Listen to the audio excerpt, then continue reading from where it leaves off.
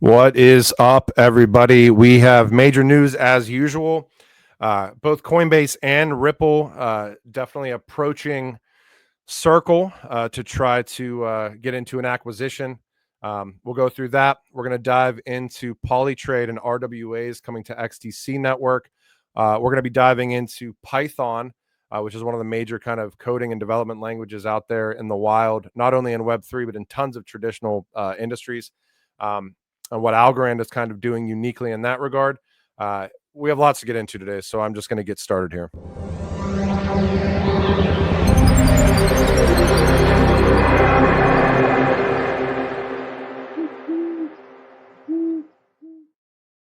What's up, everybody? Solomon here. Super excited to be with you all today. Wow. Mondays are always crazy in this space. We've got Fortune as well as tons of other different publications coming out with kind of the speculation around a Circle acquisition, either being from Coinbase or Ripple. You can see here Circle, the issuer of crypto stablecoin USDC, filing paperwork in early April to go forward with a long-awaited IPO.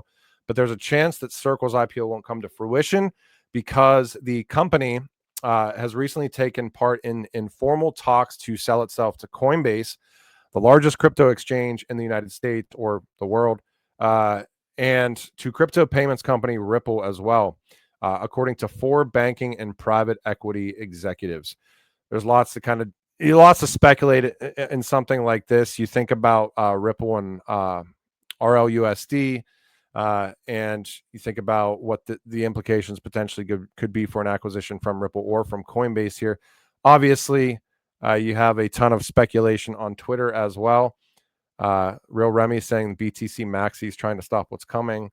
You have Coin Bureau, you've got VET. So apart from poor sources, this is an opportunity for Coinbase and Ripple to form a joint venture and join forces together, supercharging Circle.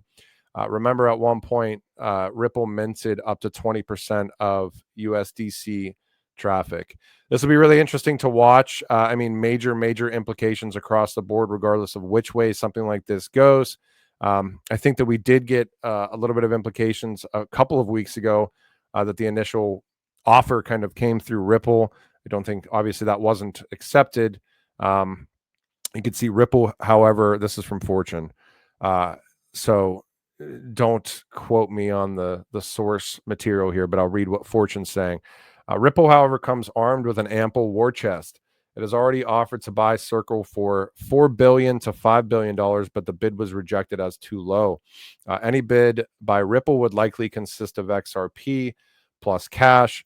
Ripple's gigantic balance sheet includes a 4.56 billion, about 4.56 billion XRP, currently worth around just under $12 billion, and another 37.13 billion XRP, sitting around $95 billion in escrow as of March 31st, according to the Q1 2025 market report. I also saw somewhere in here that if Coinbase were to make an offer, Circle would just accept it. Okay. But anyways, definitely something worth watching. Think about the wide impacts on something like RLUSD and USDC and what that could potentially mean for Ripple as well. But yeah, definitely worth watching and nothing concrete yet. I do want to mention tomorrow and Wednesday are going to be some pretty major demo days as far as artificial intelligence, agentic AI are concerned, and we're going to be hosting those through Genfinity. There's a lot of ecosystem contributors tying in with this. I want to say that in this hackathon, there was like up close to 80 like legit submissions. They've whittled it down to around 14 pitch participants. I do think that artificial intelligence and blockchain are going to converge in like the real world. And I think that a lot of the use cases around that are going to be around agentic AI, the data provenance, what goes into these training models, things like that. So you've got Hashgraph, Algorand Foundation, XTC Foundation, Constellation. You've got some VCs, Hivemind, Outlier Ventures, Helix. You've got, one of the biggest AI-driven initiatives in blockchain, which is ELIZA OS. You've got Headstarter and funders, Hedera Foundation, Hashgraph Online as well. So this will be really cool. There's going to be some live demos and discussions around live demos during this. And you've got all these kind of crazy judges here as well. I wanted to mention this real quick too, just kind of stumbled across this, but just interesting watching the players involved. This is the Global Digital Asset and Crypto Association providing comments on the SEC Crypto's task force statement issued February 21st, 2025. And you can kind of look at the different players involved in this as well. The advisory committee, so IEX, Gemini, Broadridge, Consensus, Grayscale, Hedera, Liquid Advisors. You can check that out if you want to, though I'm not going to dive too deeply into the weeds within this, but maybe the high level stuff. Can serve as a foundational tool and integral part of an enhanced regulatory framework designed for digital asset tokens. To summarize, the information guidelines establish a comprehensive disclosure standard and include essential data points on digital asset tokens and tech that enable to gain information necessary to establish a regulatory framework, providing clarity, legal precision, and economic rationality, et cetera, et cetera. Global DCA proposes inclusion of the information guidelines as a workable solution for the development of enhanced SEC regulations for digital assets. They got to shake this stuff out at some point. I mean, I think there's a ton of work going on with stable coins right now. I think that we're hearing that the Genius Act and stuff like that is going to come across. I don't think people understand how big of a deal that is. We talk all the time in blockchain and crypto about account abstraction, which basically in a nutshell means making it easier for people to onboard into the digital asset space, crypto and Web3. I think that's essentially what stable coins represent for the mass adoption of this technology too. It's one less point of entry. If they regulate stable coins and there's kind of a clear path for all these platforms like Amazon and whoever else wants to use stable coins to use them, it's one less piece of red tape for people to take the extra step and start understanding what's going on with non-stable coins in the digital asset space. So definitely a really big deal. I don't think a lot of people understand how big of an impact that's going to have once stablecoin legislation gets across the line. I wanted to give a shout out to the XDC ecosystem. This is coming out of Polytrade, New Chain, more real world assets alongside AI, the tokenization of real world assets, certainly being kind of one of the biggest points of adoption for this entire industry. You've even seen BlackRock and everybody else basically say that they understand that every asset is going to be tokenized at some point. So always interesting watching which networks are kind of taking a lead in that regard. This is Polytrade live on XDC network, built for global trade finance and enterprise adoption.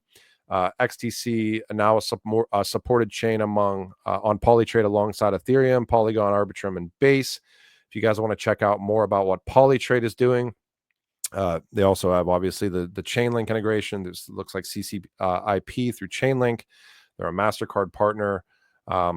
Diversify across all these different RWAs are dealing in. So trade finance, real estate, structured credit, treasuries, collectibles, equities, bonds, car loans. You can see all of the different entities they're involved with here as well. Their marketplace, all this stuff. So shout out to the XDC ecosystem.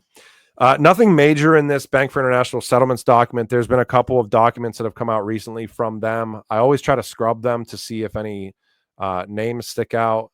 This is basically just them kind of keeping oversight across the digital asset space as they've done for at least a handful of years now, but the documentation certainly ramping up over the past, I'd say 18 to 24 months. I think I've seen, probably 5 or 6 working papers coming out of the Bank for International Settlements. One was definitely on tokenization recently, which I don't even think I went through. This one towards towards verifiability and total value locked in DeFi, which is interesting. I didn't dive into the weeds. There's like 20 pages in here. I think, we have all these metrics that we use in blockchain and distributed ledger digital assets, TVL being a little bit of an older metric that kind of spun out of the back end of the Ethereum DeFi craze stuff in 2018, 2019. It looks like they're exploring verifiability of TVL, which would mean like, okay, well, what if this stuff is not liquid? If you're using TVL as just a broad metric, how much of that TVL is actually liquid? How much can it be? That's why we see liquid staking and stuff like that.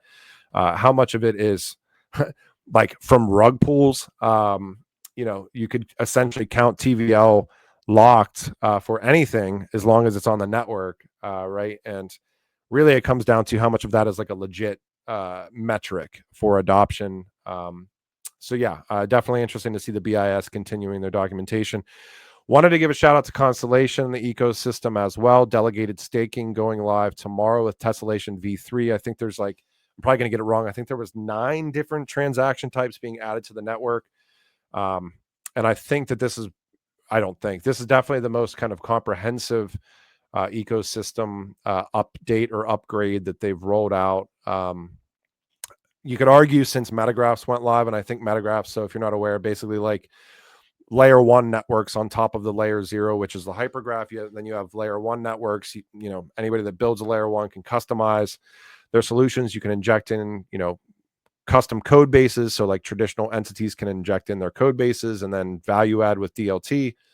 But this, I think, is kind of the next iteration of that. So you have a lot of stuff converging at once. You have delegated staking. What that means for kind of gamification of node validators on the network, what that means potentially for new projects spinning up metagraphs or their own layer 1 networks on the network. You also have the DEX, which is new for the ecosystem going live kind of simultaneously, which will be interesting to watch. So shout out to that ecosystem. And then I wanted to close out here. I didn't even realize this was going on over the weekend. I went to this last year too. And we talk all the time about these just like super native crypto and Web3 things. Consensus, the conference, is a good example of that, and all these kind of individual events that are just very much so about crypto and Web3. And I think that that's great. And you see kind of a lot of traditional entities coming into those very native Web3 events. This is kind of an example of very traditional events. And for those of you guys that aren't aware, I mean, Python as a coding language is 8 to 10 million developers around 263,000 companies. Very big in data science and financial data scrubbing and machine learning and artificial intelligence. You could look it up. I think Python's probably maybe the biggest coding language for AI and machine learning. And I went to this event last year, and I was amazed that you know, you have Bloomberg there, and you have Meta or Facebook there, and you have all these other big entities. There was no, and this is PyCon, so this is like the annual Python summit.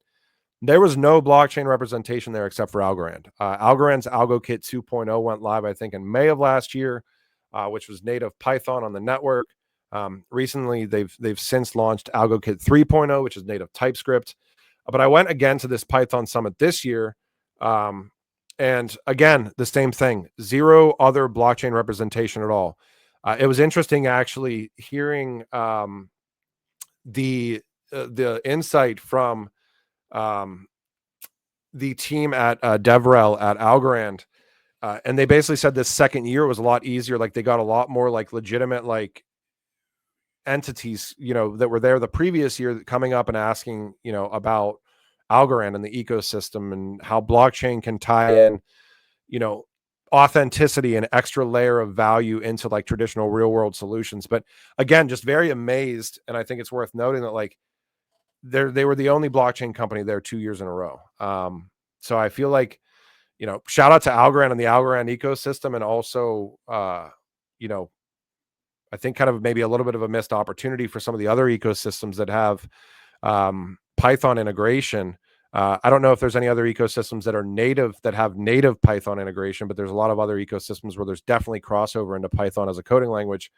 And yeah, I feel like we should be seeing more representation from blockchain, Web3, and crypto at some of these native conferences for coding and development. So shout out to the ecosystem there. And yeah, this will be big to watch. Circle pursuing IPO, but looks like there's obviously some pretty big acquisition talks from both Coinbase and Ripple. And you can kind of do your own speculation on what that would mean if Coinbase acquired Circle for USDC and kind of the expansion of Coinbase's operations. And you can certainly do the same thing for Ripple. Ripple obviously has RLUSD. I know people say real USD. I just say RLUSD. And what that potentially means for the growth of Ripple, the growth of the XRP ledger, I guess, would be more important, right? So anyways, I hope you guys enjoyed this video.